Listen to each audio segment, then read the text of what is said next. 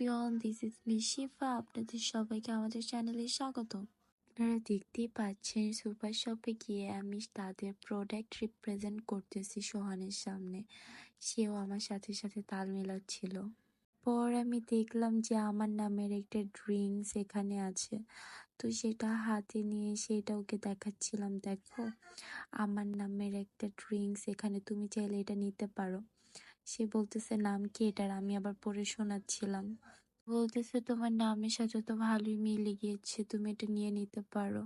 তো আমি বলছি আমি কেন নিব, তুমি চাইলে নিতে পারো। আমাকে বলতেছে আর কি কি প্রোডাক্ট আছে ম্যাম আপনাদের এখানে।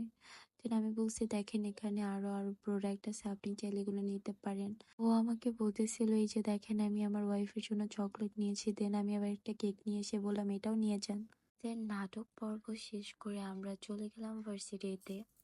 ভার্সিটিতে গিয়ে ভার্সিটির ক্যান্টিনে বসে বসে আমি তার কেনা চকলেট খাচ্ছিলাম। সে আমাকে জিজ্ঞেস করতেছিল যে টেস্ট কিরকম। আমি বললাম ভালোই, মজাই লাগতেছে। তারপরে আমরা ক্যান্টিনে বসে বসে স্ন্যাপ নিচ্ছিলাম। শেষ করে আমরা চলে গেলাম ধানমন্ডি লেকে। যখন সকালে গিয়েছি তখন লোকজন খুবই কম ছিল, আর যেদিন গিয়েছি ওই দিন আবহাওয়াটা খুবই সুন্দর ছিল। আমি দাঁড়িয়ে দাঁড়িয়ে কোকা কোলা খাচ্ছিলাম আর সোহান সেখানে ভিডিও নিচ্ছিল আর কি সব কথা বলতেছিল, স্লোগান দিতেছিল। আমি তার কথা শুনে আমি হাসতে হাসতে শেষ।